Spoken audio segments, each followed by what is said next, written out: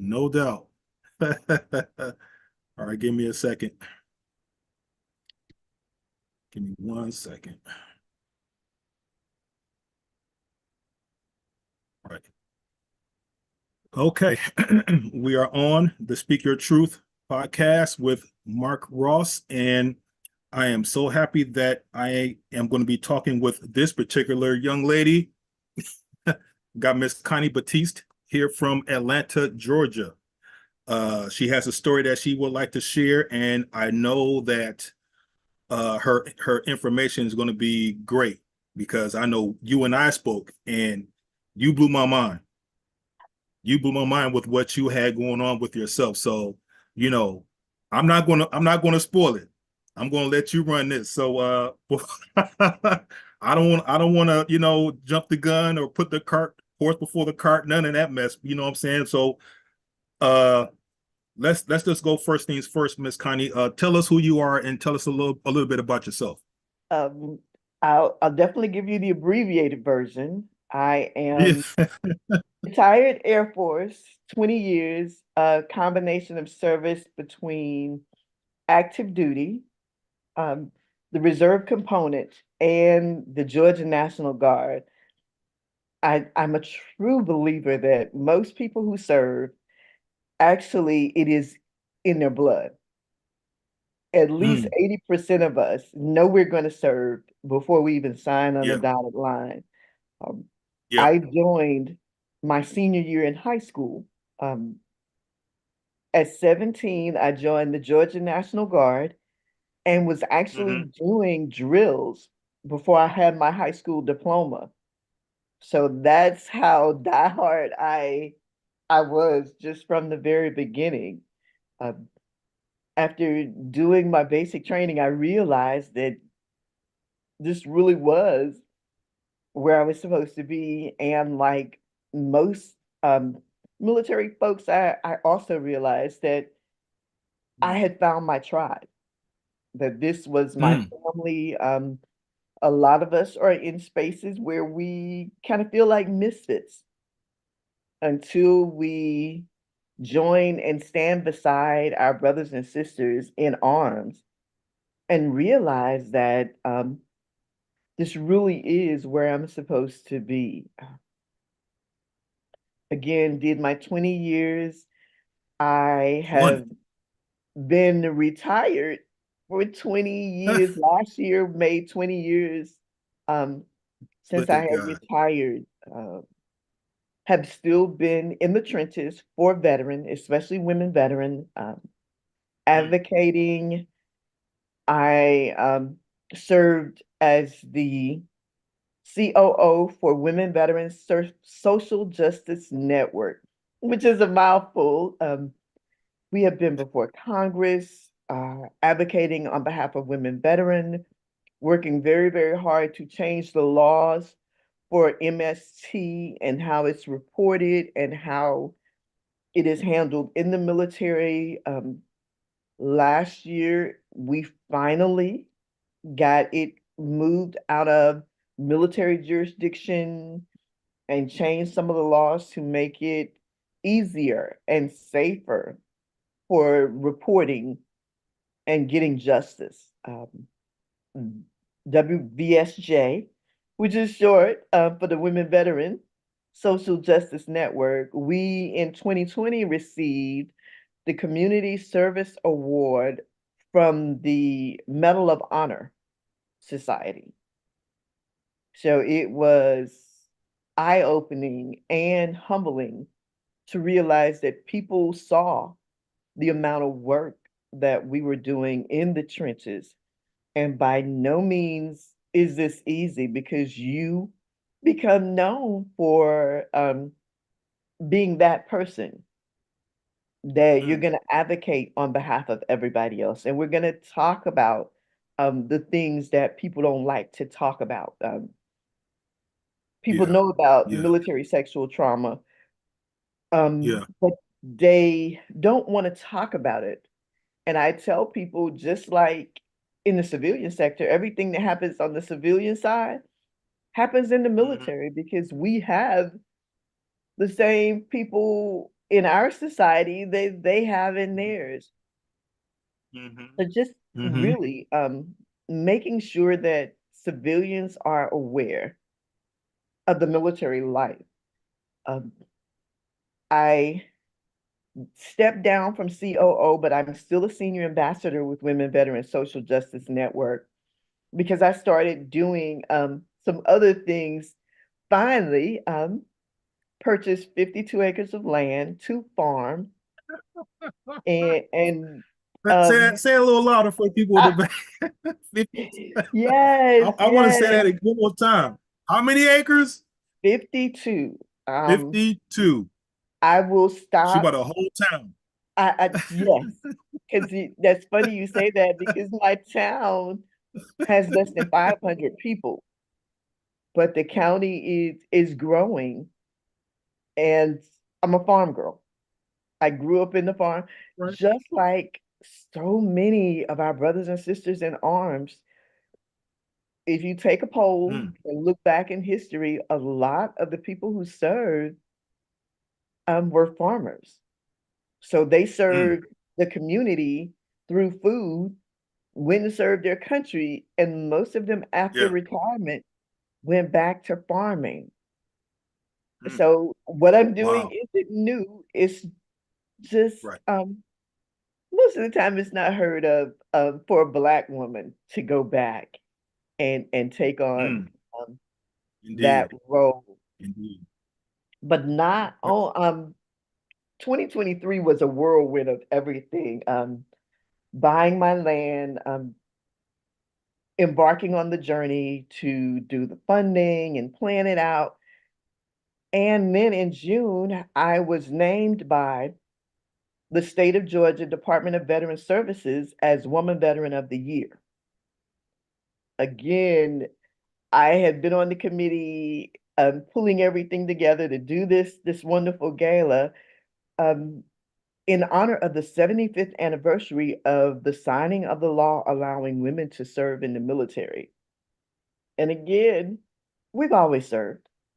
If you go back to the beginning of the United States, women were in combat, not just nurses, Yes. not just Yes. cooks. Yes. Yes. We were in Y'all were arms, in it. and a lot of You were them in it.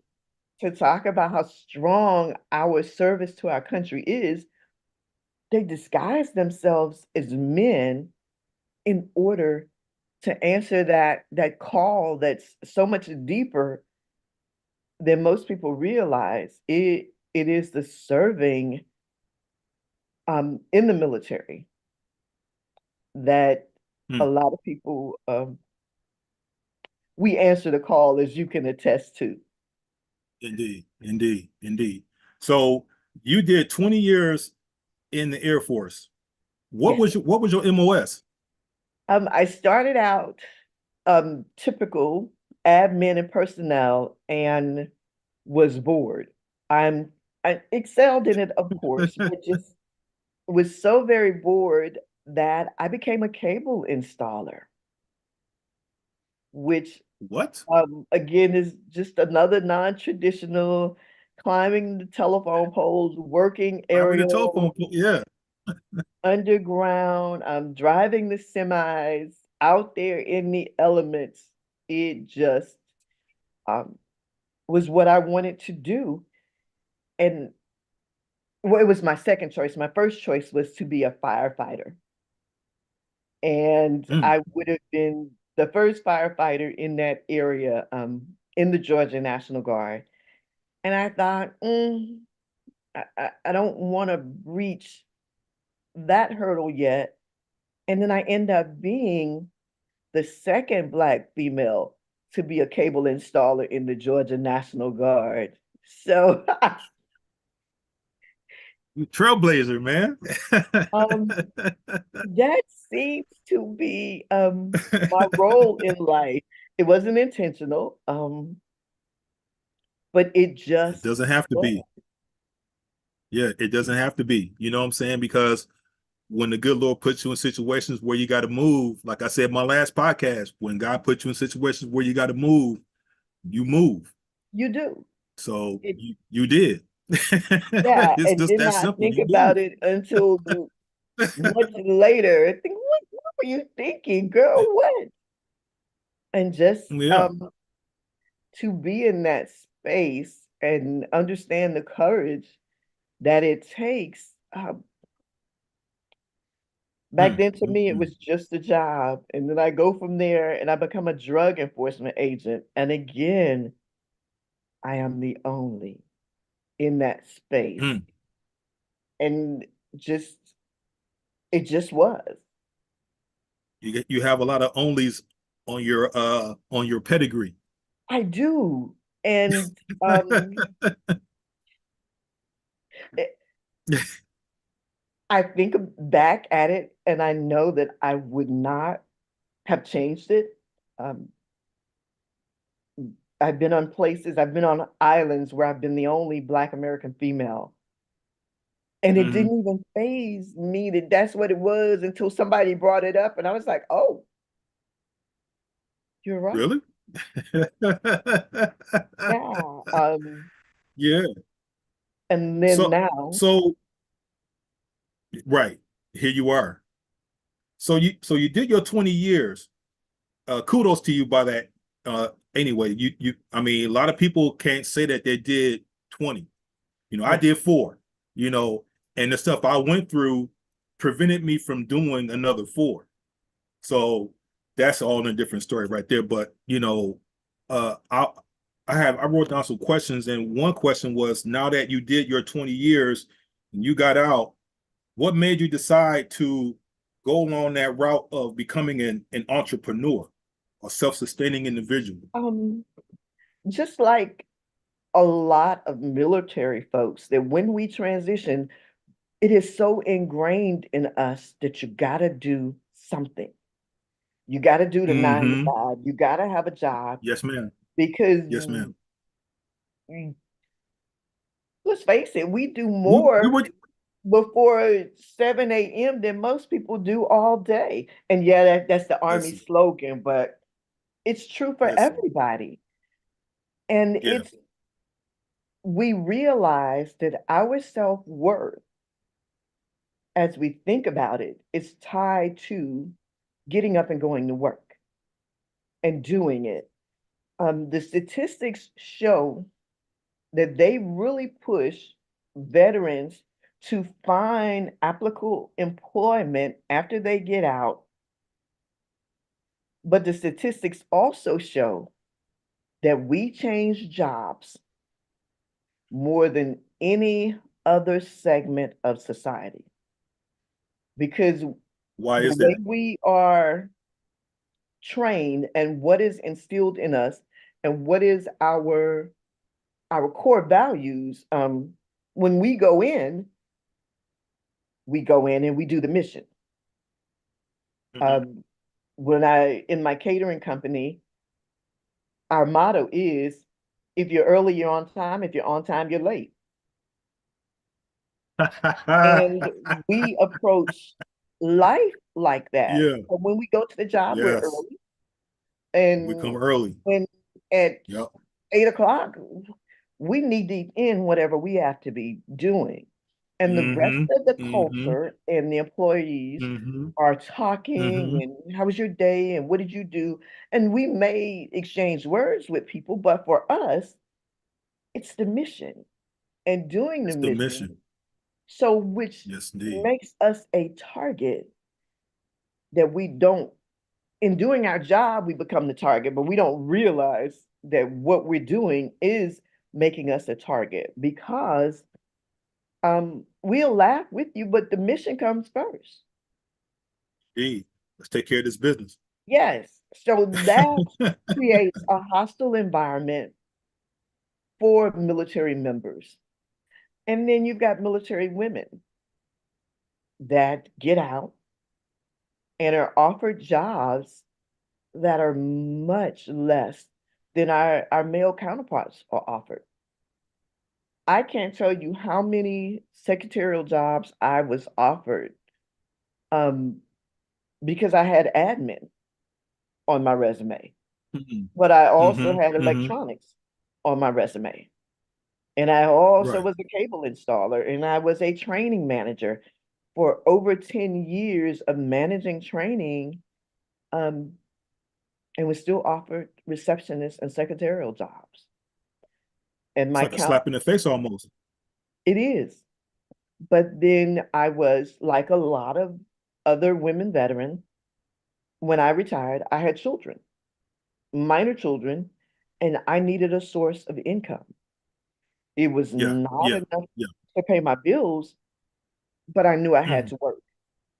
And that was part of the core values was you had to work. And women veterans Word.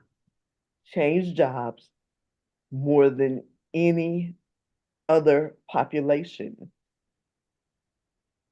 Men, women on the civilian sector, white Hmm. women on the civilian sector, military women Hmm. change jobs because we're miserable in an administrative position or a secretarial position. I know I was. I could not Mm. stand it. And Mm. I realized that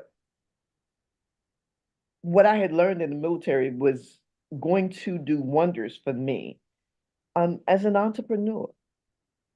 And I have worked with 4 blocks, and we had a long discussion about looking at veterans as entrepreneurs because we are used to the discipline that it takes to work for yourself and to Hmm. stand Hmm. alone and to do what needs to be done. And Indeed. finally convince the leader of the Atlanta 4 block group that it was a viable option and to talk in that space. I'm also a mentor with American Corporate Program Partnership that does mentoring of veterans as they transition out, veterans, their spouses, all of them. And they kept trying to pigeonhole veterans in a space of working for somebody else. And I kept saying, that's not always the case. So I mentor a young Mm-mm. lady now that her husband is Air Force. Um, Hmm. she has an online business. And it took me talking to the coordinator on several different meetings to finally convince her that this woman was where she wanted and needed to be. She needed to have the flexibility of working for herself. She needed to be able to have a mentor that understood entrepreneurship and what that looks like. Um, so they're now figuring out the value of entrepreneurship and veterans. Again, we have the tenacity to follow through, head down, grinding. And that's what it takes Hmm. to be an entrepreneur. Indeed.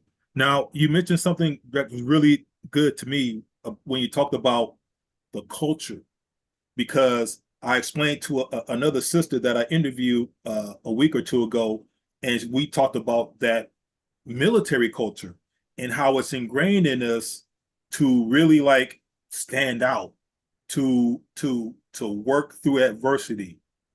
What type of adversities can you say you went through during your 20 years in the Air Force? Just like so many of my sisters in blue, the blacks in the Air Force, we make up about 2%. So that's combined population. But Combined. as a black Okay. woman, it's Yeah. the numbers are even smaller. So you Mm. learn to it's natural that you excel because I mean what they tease us about is true. We are brainiacs. Um, Hmm. we're smart and we know it. You're smart. And that's where And we that's are. cool. So Right. we know we excel in our jobs, but we understand that we have got to be under the radar. And Mm. surviving means that they see you, but they don't see you.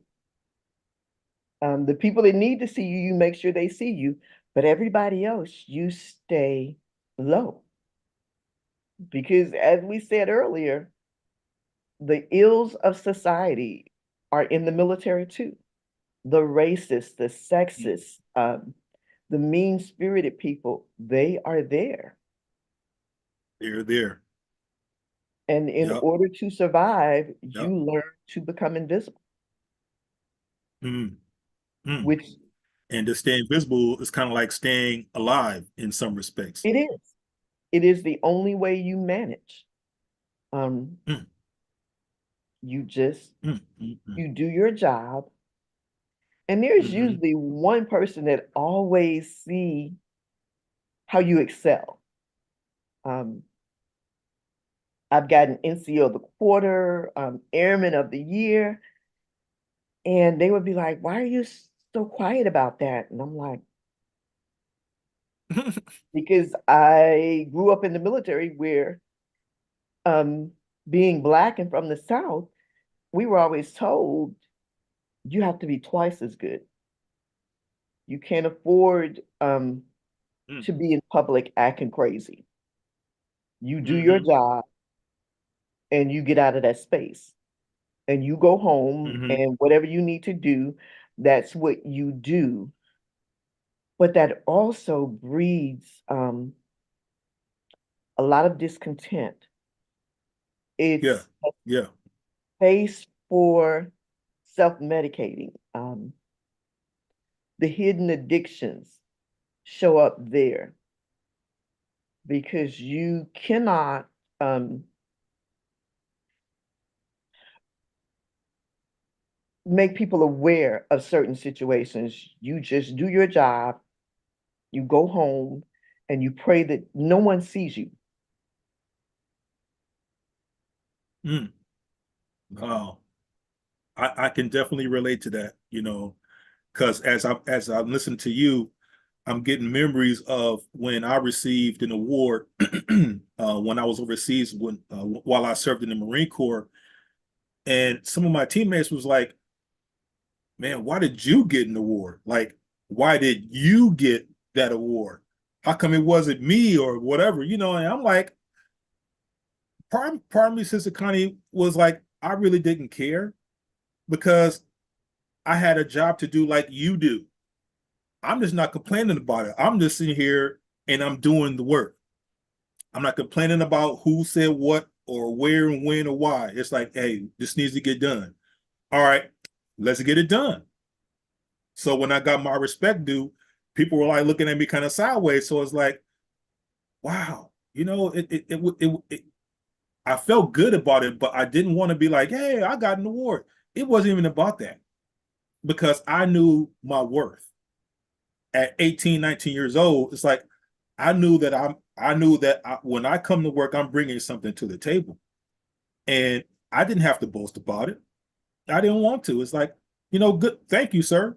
Thank you for seeing what I'm doing. Now let's keep it moving so I can go back to do what I want to do. And You know? see, that's rare to find um, someone at that age that understands their self-worth. Because after Mm-hmm. 20 years, or sometimes after 3 or 4 years, we have been hiding who we are for so long that we've lost the connection with our own self-worth, which is Mm-hmm. why Mm-hmm. um, there's so many alcoholics and addicted members of our veteran society. Because for one, they teach you to be void of emotions. Yeah. Yeah. Yeah. And as a woman Yeah. veteran, as a woman who has served quite a bit in a lot of non-traditional roles, you shed no tears. You Yeah. don't react. Um, when you deploy and you look back and you look at your children and your family members, you are not allowed to cry. because tears are a sign of weakness. Mm-hmm. So all of that's internalized. This fighting machine is created, but then we're turned back loose on society, and society is saying to us, you have no feelings. You come in and you do the job and you don't socialize, and what seems to be the problem? To us, we're like, but I'm doing my job. What are you talking about that I have to be friends with someone? I got called in my boss's office because a gentleman said that I wasn't being friendly. And I was like, is there a problem with my work? And he said, no, no, your work is great. It's just that I Mm. said, um, if you need me to be friendly, you need to add at least $10 more an hour on my salary, and then I'll give you Yes, sir. friendly. But you're not paying Indeed. for friendly. You are paying for Yeah. efficient, and that's me.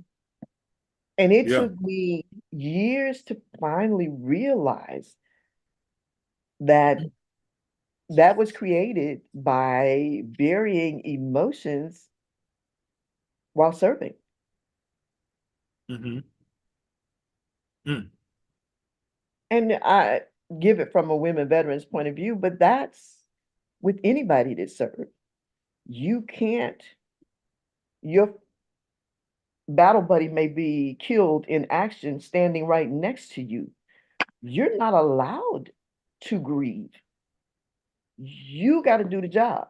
You got to get up the next day and go back out there and do whatever it takes to get the job done. Joe has to And work. now they are realizing that mental wellness is the key to every other part of our lives. Mm-hmm. Mm-hmm. And when we Mm-hmm. start dealing with those things, um, well, it's not good. But it's needed. Very much so. Last year again, I told you 2023 was an exceptionally good year. Um, After advocating for the last 20 years, and being in spaces and talking about what women veterans need and how we can help them, I realized that mental wellness was so key to everything. Mm-hmm. Mm-hmm.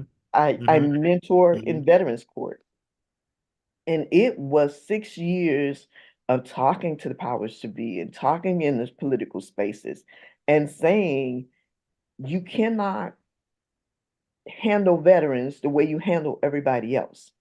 And we need the Veterans Court. We're not saying not to punish them for their wrong, but Right. 90% of their wrong is directly connected to having served. And those things have to be addressed. Um, And dealing with issues that are beyond their control, Sister Connie.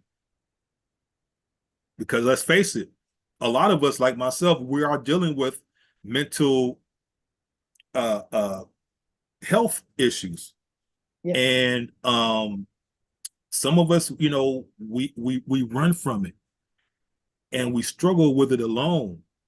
This is why I'm doing this, Sister Connie. This is why I'm here, because I got tired of running. I got tired of hiding. I got tired of dealing with this by myself. Yes. So I'm here to blow the lid off of all this. I'm here. I'm Nick, vulnerable. it takes people like you and me. I became a certified peer support specialist for one Yeah, reason please talk and about that. one reason only. That was Mm-hmm. so that other women veterans could see someone getting mental wellness support and having the Yeah. conversation and talking about it. And um, I'm way older than you and getting past that stigma. In the military, you did not go say to anybody that you needed to talk to someone. No, You not at were all. Not at all. You non-retained. get section. Your listen. performance report um, reflected that. Your peers understood that something was wrong with you, even though it's supposed to be sworn Yeah, to secrecy. Somehow or another, it yeah, came out. yeah. But for me, I had I'm the face of a lot of things here in Georgia in the women veteran spectrum. So I had to start saying it's okay to not be okay. And we have issues with women, so we're emotional anyway. But if you serve, you can't be emotional. So you Mm, buried all of these things for years. mm. Your people It's were got to come hurt. out at some point.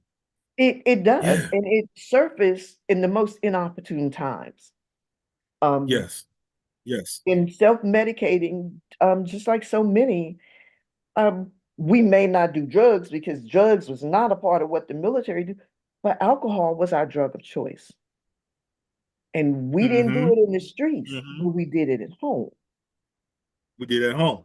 And to be able to realize it, and I talk about it, they look at me and they were like, you, I said, oh yeah, I could finish a Grey Goose bottle and no one would ever know Yeah. because Yes. I Yeah. knew what Yeah. to do to function, but it wasn't okay. And once I realized that, I'm here to tell you that, yeah, I went and got Mm-hmm. help. Yeah, I Yeah. found therapy. Even if Yeah. you're not ready for therapy, group support is key. Yeah. Yeah. Indeed. What now? I know what a peer support specialist is, but why don't you say to the people what does it mean to be a peer support specialist? Peer support is just that someone that has lived experiences. Because I don't care where you go, what space you're in, if you are around veterans, one or two of the first two things that they're going to ask you, did you serve and are you Mm-hmm. combat? And if you can't answer yes to one of those two things, your street creds are gone. I mean, you can talk all day and we won't be rude and we'll hear what you say. Right. But I mean, if you haven't walked a mile in my shoes, Listen, you don't don't understand. judge me. We can't relate. We can't relate. And that was why I did it. I was like, I'm here again, another first. And in order to do it, I've got to be, I've got to have the street creds of being certified in it, but I've got to be able to say, as a woman veteran, this is what I had to go do. And I'm here because I know it will change the face of what mental wellness looks like. Because Mm. I don't know about in your family, there was always an uncle or an aunt that was special, that was Oh yeah, yeah, yeah. Oh in the back room at grandma's house. Um, yeah, they didn't go out by themselves, and if you were left there with them, you couldn't, you knew how to handle them. So yeah. again, it was already taboo. It was already isolated. So another first, it was for me to start doing and talking about mental wellness in the Black community and in the woman veteran community. Because I tell people all the time when a woman veteran, a white woman veteran catches a cold, a Black woman veteran gets the flu. And those are the things that being a peer support specialist, that's part of my job. I am in the process. Don't laugh, don't laugh. I am starting a wellness group using my peer support specialist hub, working with another clinician because we realized that women veteran were only going to come to women veteran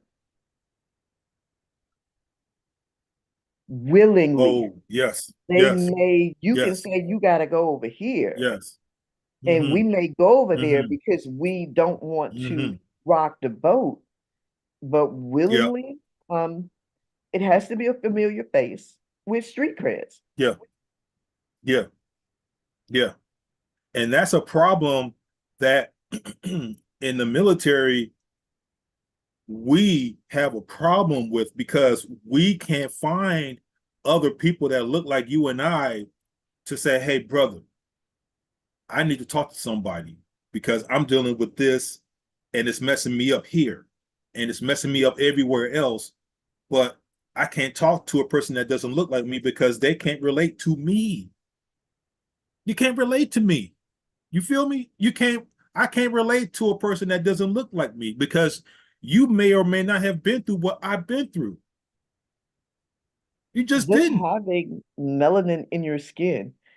I, the Period. first social worker that I had was so in awe about my accomplishments that every time I would come in to see her, she would spend the whole hour drilling me. So what did you this month?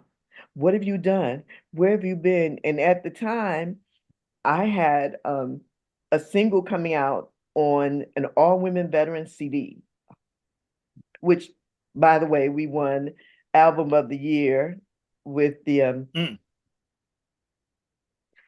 Wisconsin Music Awards. And she just, okay, so you've been there and your organization got the gold medal and what have you done and where are you at? And I just can't wait to tell other Black women about what you're doing. And I realized that I was having to code switch because to her, it was such a big deal that I was accomplishing all these things. And mm, she was not seeing um, the real me. And I didn't feel like I could tell her who the real me was.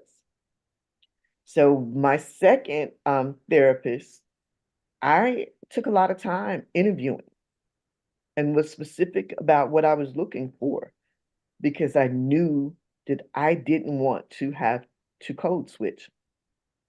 And for those that don't understand what code switching is, it's mm. literally the difference between you talking to executives and you talking to your buddies.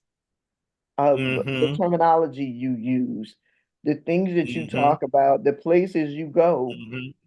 um, Mm-hmm. if they're not in those same spaces or have been in those Yeah. same spaces, Yeah. there is a big difference in the reference. Um, Mm-hmm. Like I can't call, and no disrespect to people that don't look like us, I can't call a white woman sister because you're not my sister, right? I can't do that. And for respect to my sisters, I won't do that. It ain't gonna happen because there's no relation.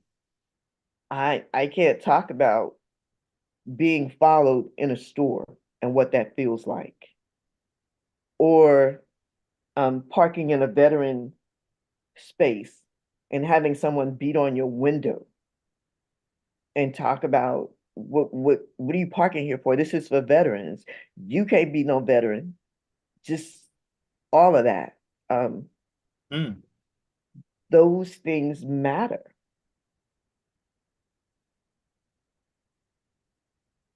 Yes, indeed. Yes, indeed. It does Um, matter very much. and if So, I know I didn't answer your question about what drove me to be an entrepreneur. Um, it was the independence and the discipline of having served.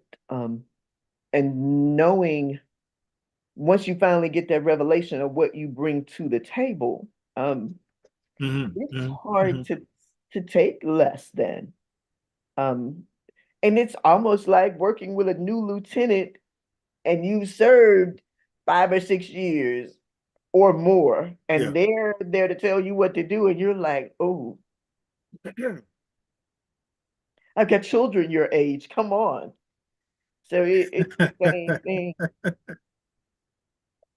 Yeah. I get it. I get it. I get it. What was your first entrepreneurial move? After retirement, I stayed at home for about a year. And I promise you, my life revolved around Judge Judy, Judge Joe Brown. That's when I would get up and start moving when I knew. Okay. And I realized that I was wasting away.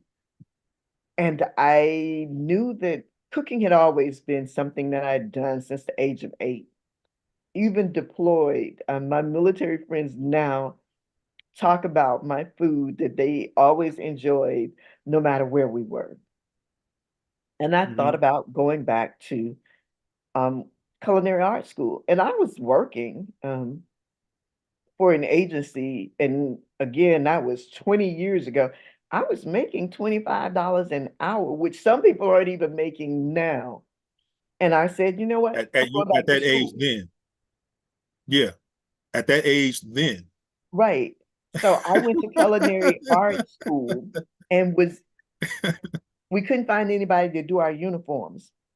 And I started my uniform company. I had $200 in savings, and I met a woman who did embroidery, and Manna from Heaven Services was born.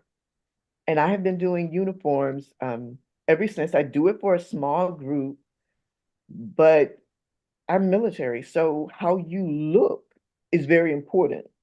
So Hmm. I'm doing the uniforms, and I still do some uniforms for the collegiate level. I do high school uniforms.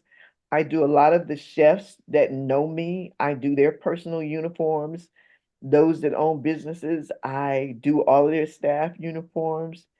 Um, when I saw the opportunity to make money, You I jumped didn't on even it. think twice. I knew it was something I could do, and I did it. And Hmm. again, I'm still doing it 20 years later. Yeah. Amen. Amen to that. I have a comment here, Sister Connie. It's from my cousin Kim Brown's. I got my phone here on and it's on uh Facebook. So, but she's a veteran too, I think. And she said this comment. She said, in addition to not seeking help, the other thing I experienced is that you didn't talk about it with other members of your team either. That's something that we don't do as well. She goes further. When I was on a mission and things went sideways, the only time it was addressed was during debriefing. After that, it wasn't talked about. We treated it like it didn't happen or matter. It was like it was some type of jinx, as it as if it was acknowledged or something. And that's true. They don't, and I don't know how we're going to change that culture again, which is why I got into that space of talking about mental wellness amongst our peers. Um, my first and only deployment was again before Desert Storm and Desert Shield, and I was on a British base. Um, only few Americans on there, but they knew we were there, so they kept hitting the base looking for us. So the British started blaming us for all the attacks on their base. And we would go downtown and we would get followed, and nobody would ever address it. And we'd be like, we go shopping and they would follow us because just like anywhere else, people know you're Americans when you open your mouth, just like we know everybody else is not from here when they open their mouth. And that is why those things don't go away. Just like your cousin No, is remembering, and yeah, it's still, I'm sure her stomach still gets the butterflies as if it mm, was still happening. And those mental awareness things cause the physical downside, um, ulcers, inability to sleep, the fact that we get up and check the perimeter every couple of hours and check the doors. But we've got to talk about it. not that we can do anything about what happened then, but to talk about how it makes us feel and what we need to do. And it has to be in a safe space, in a space where there are people who understand you got to continue working. The mission goes on. Those things are important, but we still got to say, how did that make you feel? Mm. And what are you doing Hmm. about it now? Right. Mm. Amen to that. You talk a lot about uh being involved in women's initiatives. Um, what what other initiatives are you involved in, and what's the goal for being in these initiatives? Um, to change the conversation is the ultimate goal. To make it okay to not be okay. Not that you can't get okay, but the first step to getting to the I'm okay part is to Hmm. saying, I'm not okay. I'm not. These Correct. things make me feel this kind of way, and I don't know what to do with it. I because I can't run the mile and a half anymore, or I've gained weight and I can't fit in my uniform. I feel like I'm ugly or I'm fat.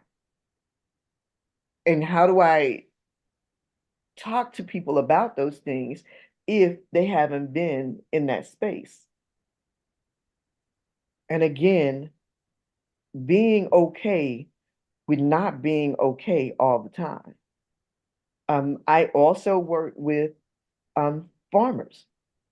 Um, I'm Mm. I'm on a couple of boards, diversity and inclusion boards in the agricultural space. And we specifically talk about how Black farmers have been treated by the government entities and the distrust in being a Black farmer and needing the help and can't get the help. Um, Suicide amongst farmers is very high, Really? extremely. You're Amongst talking farmers? about a career field where you have no control on the outcome. You can plant the best seeds, the best plants, you can water them daily. Um, Last year here in Georgia, the weather was crazy like it is now. And they would come in and Mother Nature can bring the temperature down 3 nights in a row, March, when your stuff is getting ready to bloom and wipe out acres. And all your money is tied up Mm. in Hmm. your fields. And when you walk out there, everything's gone. It was budding up to bloom, and now the buds are dead. And they've been in the ground for 3 months, and in two, you were getting ready to harvest. And as a Black farmer, you can go to the government entities and may still not get any help. And your Mm. neighbor is a white farmer and he got hundreds of thousands. You might get $50. Or they continually ask you for paperwork. Um, and that coupled with all of the other stresses Hmm. show up in suicide.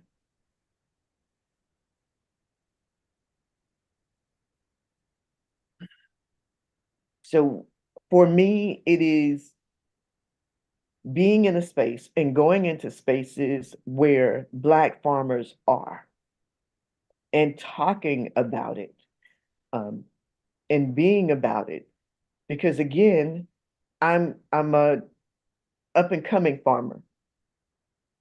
I have not planted anything on my land, but I've had the stresses of dealing with the agencies, of finding the land, When I was looking for land, being told point blank, I'm not going to sell you my land.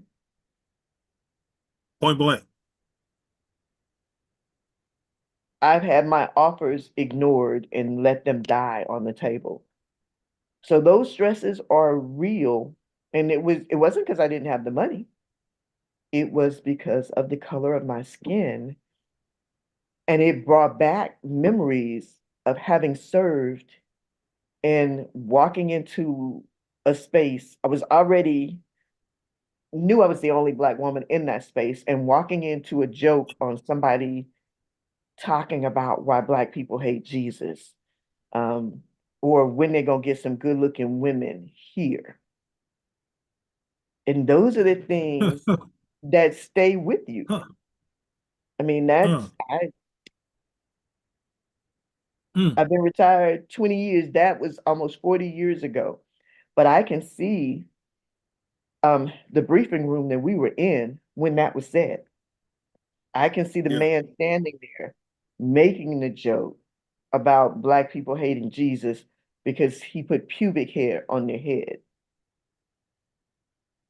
Oh, is Those are that the right? kind of things that stay with you and you remember. Yes. But Yeah. unless you can talk them out in a safe space with a group that understands that, um, they cause other problems. Big problem. So how did you finally get those 52 acres of land? Um, Using all of my military skills, attention to detail, planning out what I wanted, being specific about what I was looking for. If you've ever been to Georgia, all it takes is to get off the highway and make one wrong turn, and you are lost for years with no cell phone signal. And not all spaces are friendly. So I knew on these 52 acres, we will be doing a greenhouse space, greenhouse and high tunnels for retail growing. And then we'll have a boutique bed and breakfast, which we will also do retreats at, wellness retreats, to be able to have a safe space in a inviting area. And I knew what I was looking for. I knew I didn't want anybody getting lost trying to find me. Right.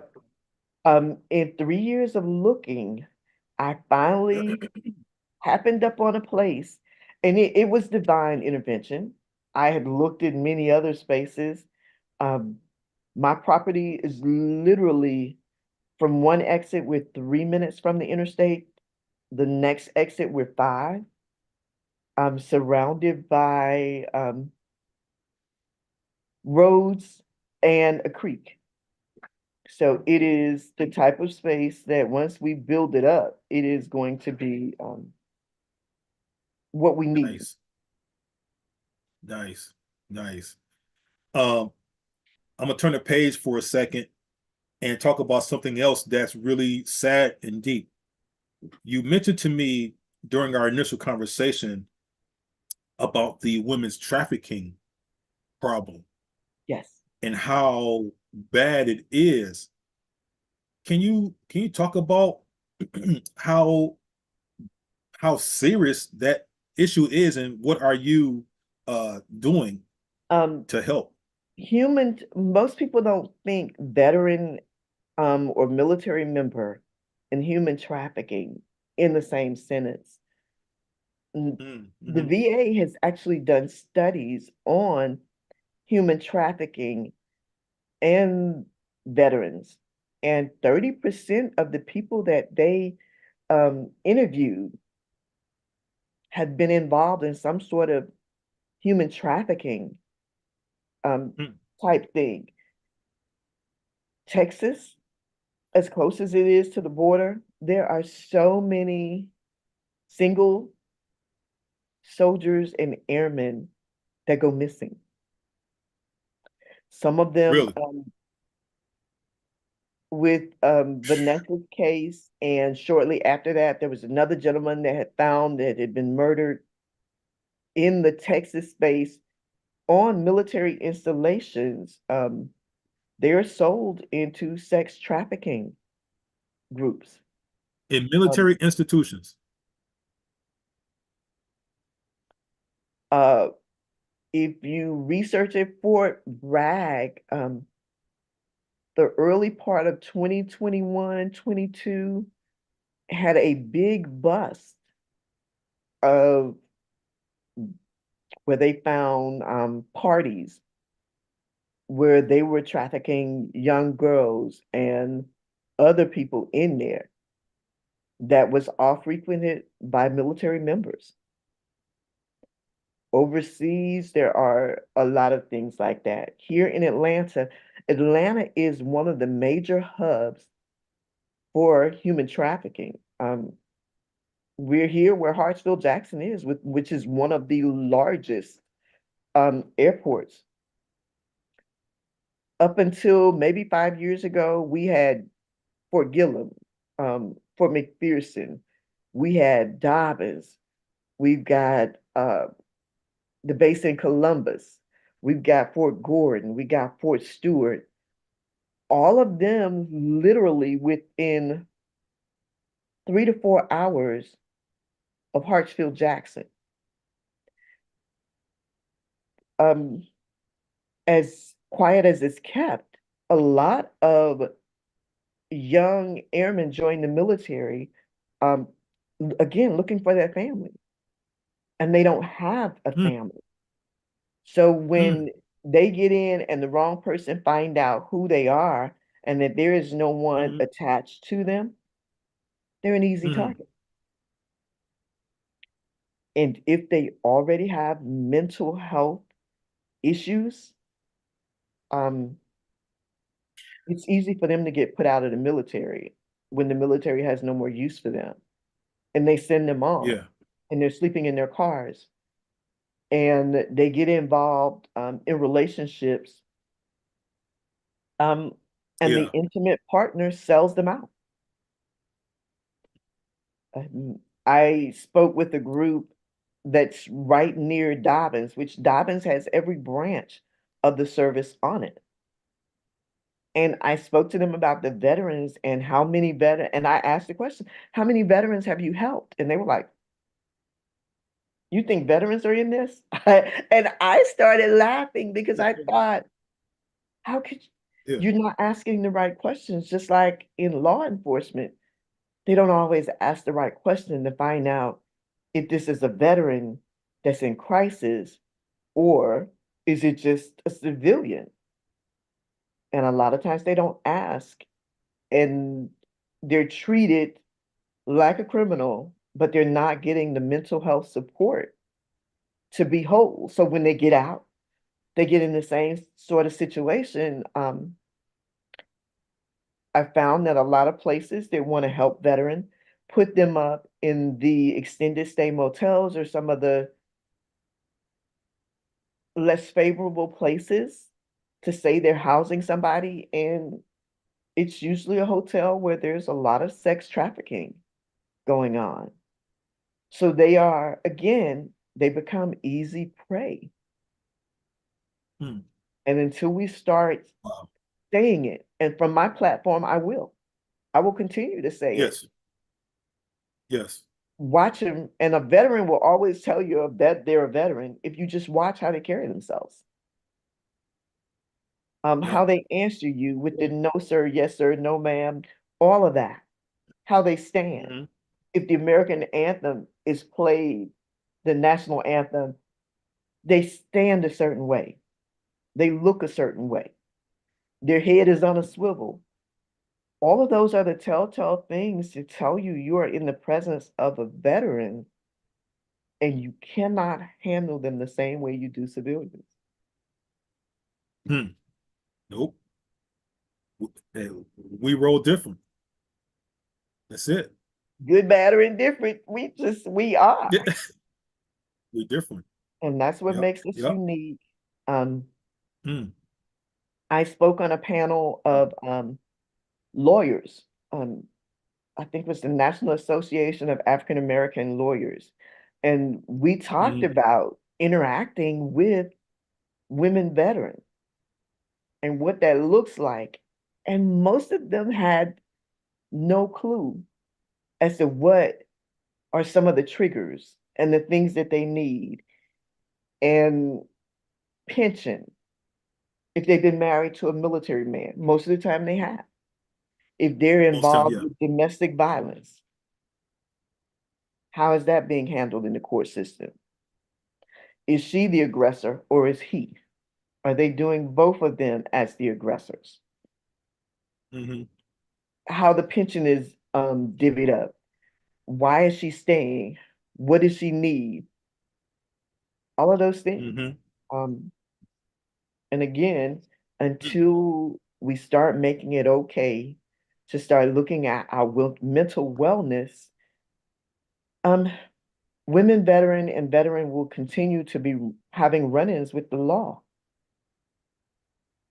And until they start looking at the root problem, it'll be a revolving door. Unfortunately. Unfortunately. Wow. You are you mentioned that you were a part of this a group that was based in Milwaukee, where I'm from. uh talk about this group and what this is all about. I know what it is, but tell people what you're on. Warrior Songs was founded by a gentleman by the name of Jason Moon. He was a National Guardsman. He went to Desert Storm. Again, another case of seeing the horrors of war and bringing them back home and it festering. He tried to commit suicide on multiple attempts, did not succeed. He joined the military, found his tribe because home life wasn't good with his stepfather, his father.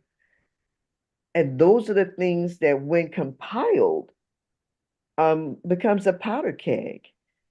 And after Mm-hmm. he did not succeed in his suicide attempts, he realized that it was his guitar and his music that was saving him. So Mm-hmm. he started talking to other veterans, and um, his first CD, he sung about his life in the military. The second CD was birthed here in Atlanta. He came down for a Women Veterans Conference, and I was um, his battle buddy, as he so affectionately referred to me. Picked him up from the airport, got him around to where he needed to be, got him to the conference. And in talking, he had a different glimpse of what women veteran were and some of the things that we had to deal with um, in order to serve and to be able to use the term veteran. And he realized then that maybe it's time that women veterans tell their story. So that's when we did the second CD. It's 15 women veterans who told their story. My song is number 15, Always on Top. Um, Mm-hmm. and I sing about some of the things that happened to me in the military that weren't good, but how I knew that I would always be on top. And no matter what, that I would always be standing on God's promise. Indeed. And uh, Indeed. he is still continuing in that sphere of turning veteran songs into story and veteran story into song. Let me get it right. And we just did Right. Vietnam veterans because, as crazy as it's kept, when they came back, they didn't get a good welcome. So now most people, when they see a Vietnam veteran, they usually Mm-hmm. greet them with welcome home, um, because it wasn't a nice time to be a veteran or to be military during that time. So now we're working on the fourth CD, which I am co-producing, and it is a BIPOC CD, which is Black, Indigenous, people of color. And Yeah, it's yeah, scheduled to be out in 2025. So if you feel like you can sing or write and you want to tell your story, then you can find me on Facebook or hit Mark up and he'll share with you my information because we are still I will. looking for veterans that want to tell their story. It doesn't have to Yes. be sad. It doesn't have to be an angry story. You can just tell about how proud you were to wear the uniform and what it meant to stand beside your brothers and sisters in arms and because there's Mhm. still that. There is that joy Indeed. of being in uniform that no one can take from us. That's true. That's true. Before I go on, Kim made another comment here, and I want to read this to you. She said that she joined in 1987, which is the same year that I joined the Marine Corps. And this was an issue that was already becoming a problem. I guess she was talking about the trafficking issue. Before going off base, they would call the female soldiers together and emphasize that the females needed to stay together. Never go off by yourself. And even though you think these guys in your unit are your friends, don't trust them. Never, never go any place with them on your own. Yes, That's her comment. And I guess, she's piggybacking off of what yes. you were saying. And that Mm, hasn't from I joined in 81. Well, yeah, 81. And here it is, yeah. 2024, and this is still true. Um, we've got to keep saying it and constantly saying Mm-hmm. it, not only for us, but to the civilian counterparts. If you say something, see something, say something. And a lot of that is still very critical. Um, the Walmarts, there's so many veterans that are sleeping in their cars Indeed. Still. Now. still, or at Mm-hmm. the extended stay motels because that's all they can afford. When the school bus pulls up at the extended stay motel and more than two kids come to the bus, we've got a problem. Big problem. Major. Major problem. Major. I know you mentioned too about the I Am Not Visible campaign. Yes, Talk yes. about that. Um, So you involved in a lot of things there, Sister Connie. it and all of them have been to honor my sisters in arms. We got the call saying that they wanted to come to Atlanta and just a little history on the I Am Not Invisible campaign. It started out of Oregon, I believe it is, because there were just so many women veterans that felt like they were invisible and nobody saw them. And my Mm-hmm. friend Jean, who is the actual photographer for the Secretary of the VA, was going around the country photographing women. Um, in Milwaukee, he went up there and I know he photographed a couple of the six triple eight members, which were, which was the first and only Black all female unit that went to World War II that most people have no clue about. Tyler Perry is doing their story and getting ready to put it on Netflix. There are a couple of movies. Blair Underwood is a part of a Broadway musical that's being done about them. But those Mm-hmm. ladies um, were remarkable. London has markers in their honor. I believe it's over in France. They have a statue in their honor because when they went, they did the mail. There were 3 to 4 aircraft hangars that was full of mail that they sorted, Mm-hmm. and got to the front line. And if anybody has deployed, you wait on mail call more than you wait on the food because you want to Yeah. hear from home. And that's why they were sent over. It was to manage the mail. And you hear people say that they weren't in combat, but in order to get over there, they had to stop in Scotland because the U-boats were following them and Mm. shooting at them because they knew Americans were on board. And I don't know a place that any place you go that to get to the combat zone, you're not a part of the combat.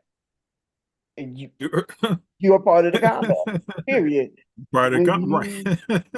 when the sirens go off You're on in the it. base, I mean, You're in it. it don't Hmm. say combat area only. You hear the sirens and you know what you got to do.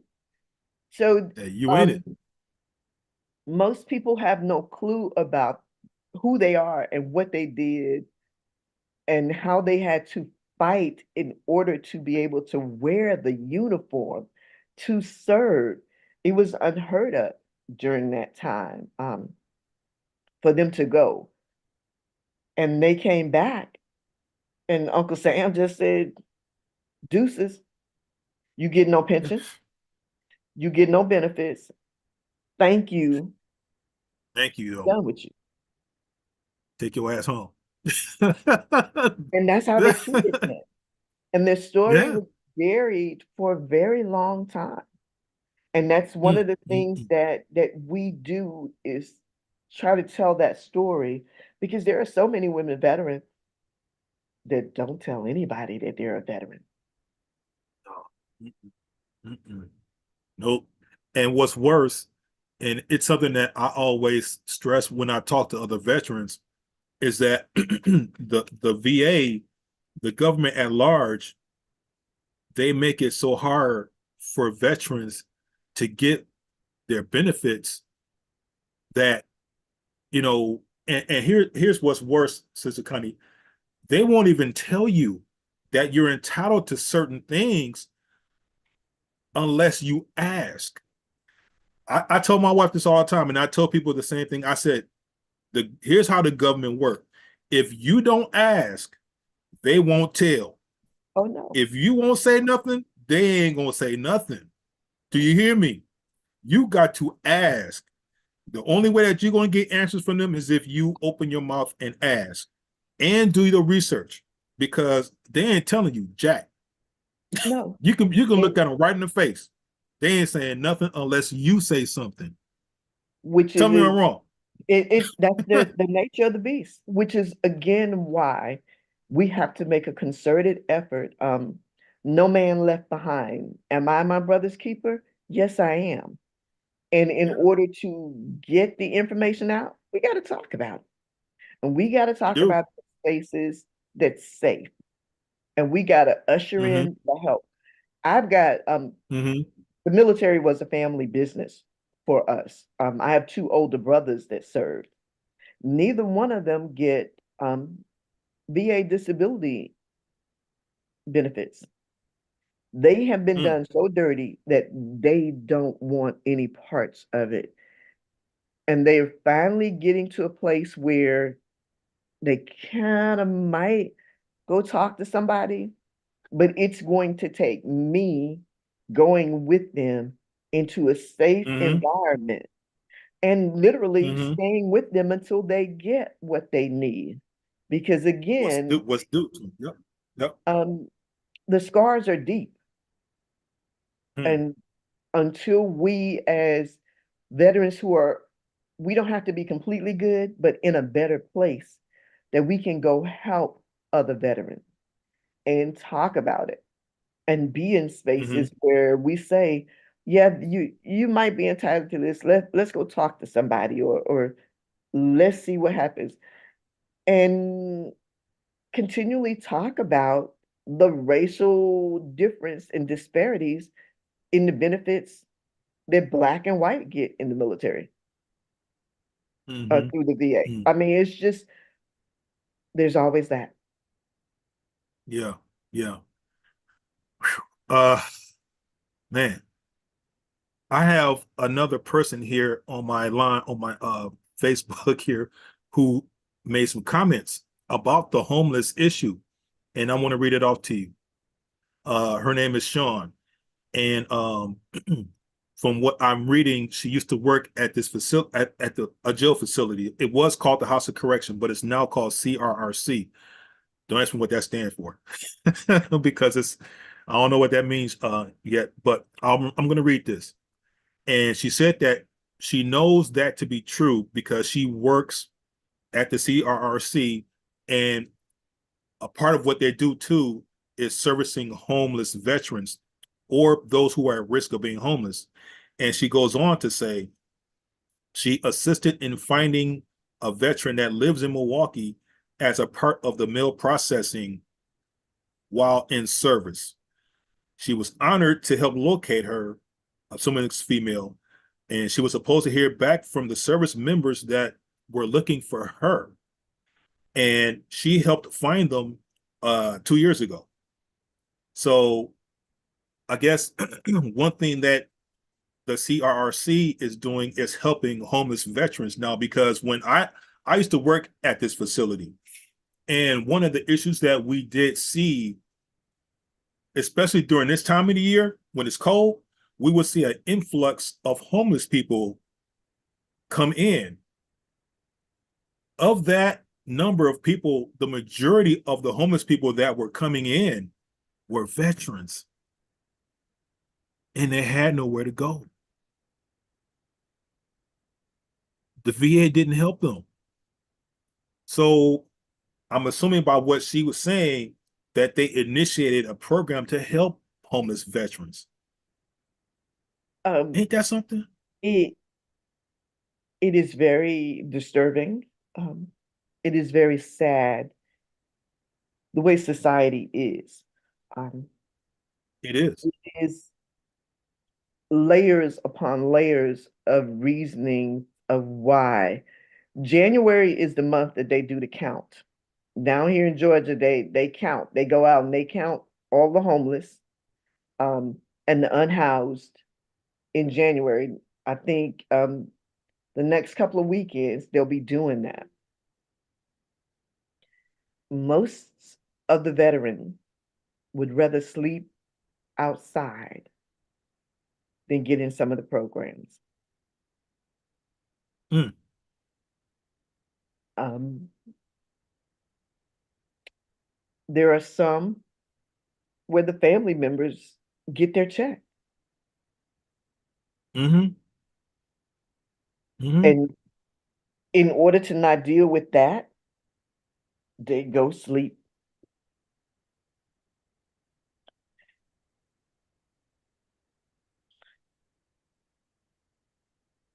If we're looking for organizations, governmental organizations to take care of the problem, um, we're going to get our feelings hurt. We've got to figure out a way to help. And the only way that we can help is to be a part of the solution, is to be in the middle of it. For years, I used to say, somebody needs to help the veteran. Somebody needs to get out there and talk to the political side.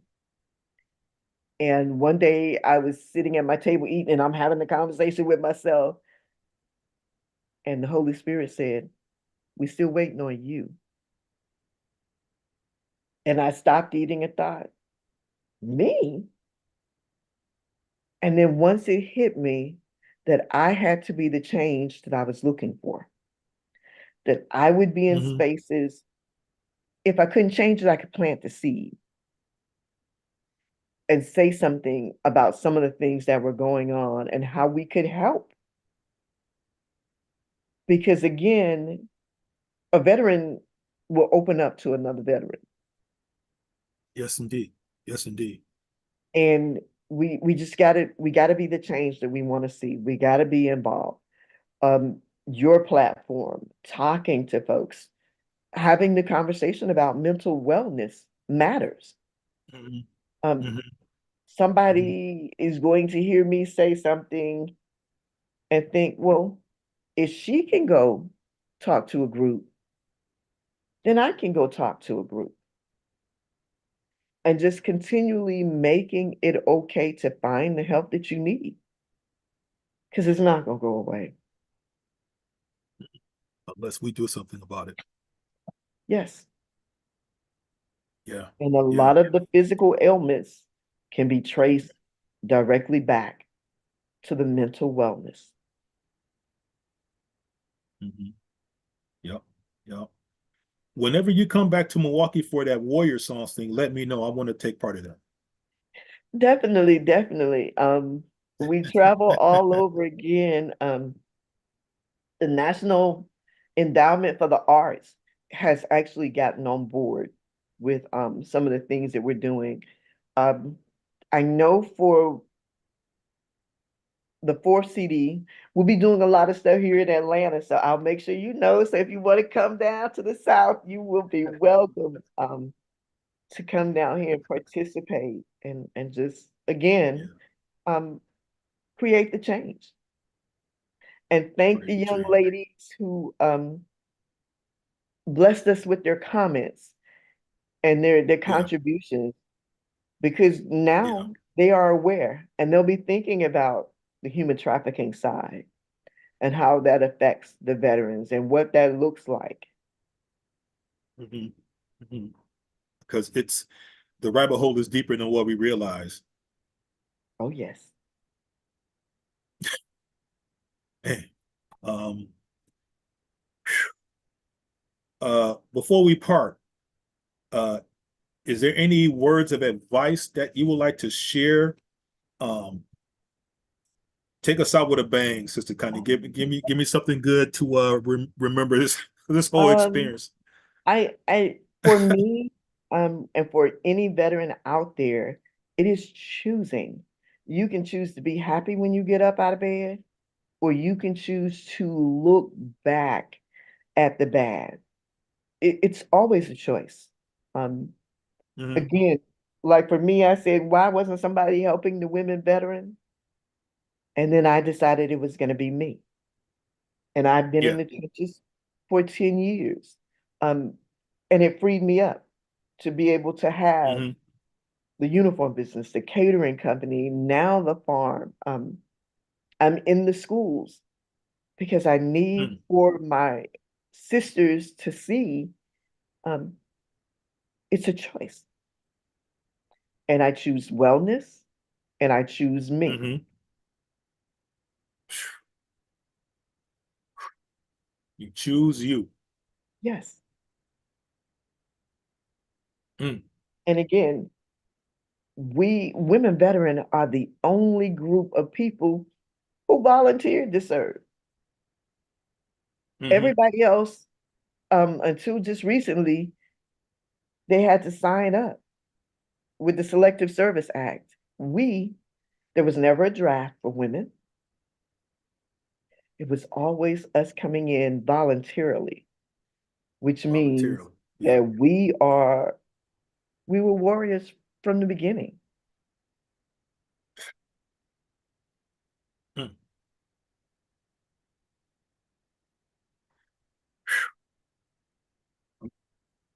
I'm just trying to take all this in, man, because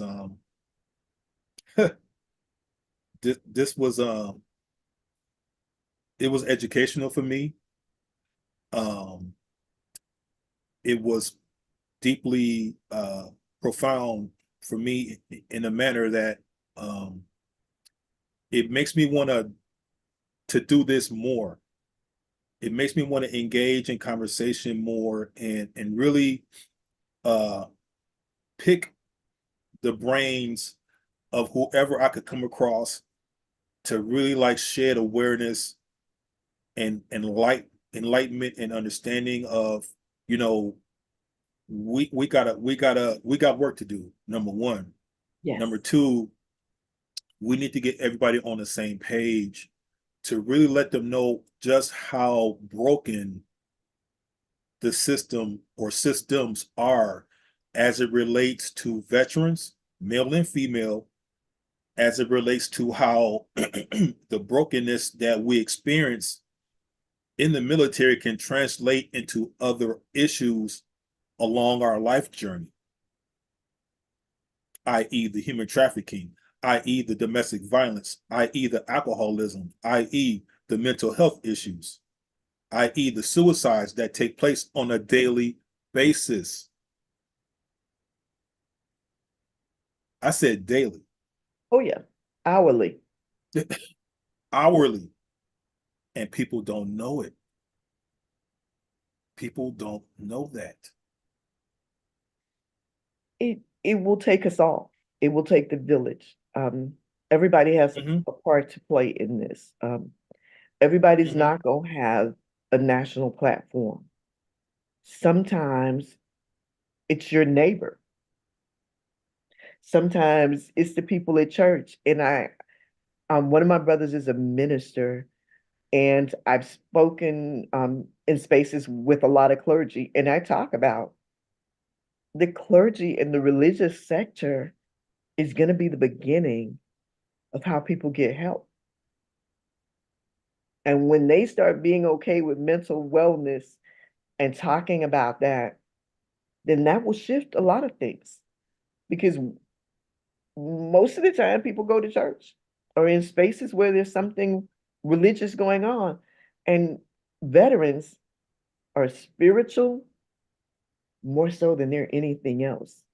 And when you get those that before we go to combat, before we get on the plane, we pray. We're hmm, spiritual. And that's where a lot of the indeed, help is going to come from. indeed. Well, Sister Connie, I want to be a part of your circle. I want to be a part of Yes, your yes. tribe. You already are. You know, you got a partner with me. And if you need me, you know what I'm saying? Hey, whatever I need to do or what I can do, I will do. Yes. All right. Of that, I'm sure. Of Yes, that, I'm yes. sure. And again, be proud to serve. A lot of women aren't. Yeah. I wore the uniform. I can't get it in no more, but I wore it. And I am Right. extremely proud of Indeed. having that, being able to say that. So my sisters that's out Hmm. there, don't hide the fact that you wore the uniform. Hmm. Claim that. You earned it. Oh yeah. Oh You yeah. earned it. Yes, indeed. How can people reach you, Connie? You can find me on Facebook, Connie Hunter Baptiste. Uh, Hmm. where else can you find me? I'm on Instagram, Hunter Baptiste. Um, you can also find us out on the web, Women Veterans Social Justice Network.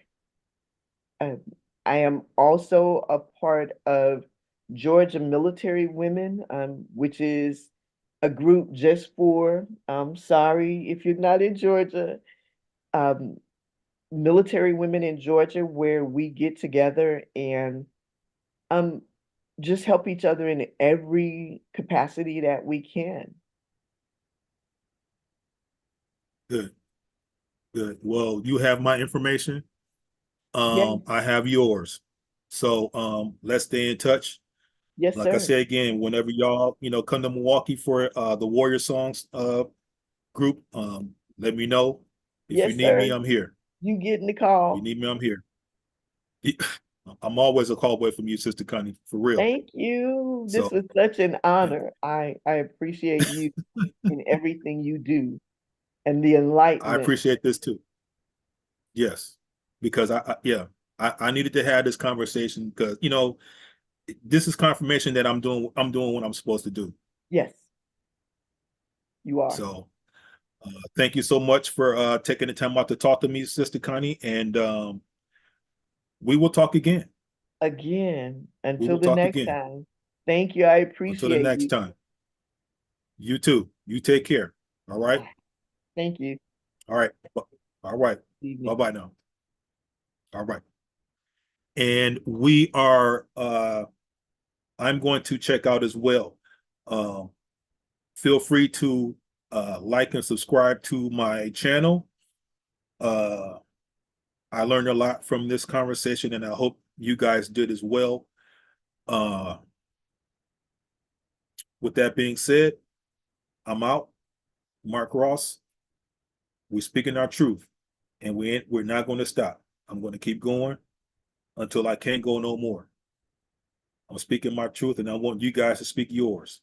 So if you guys have a story you want to share, reach out to me.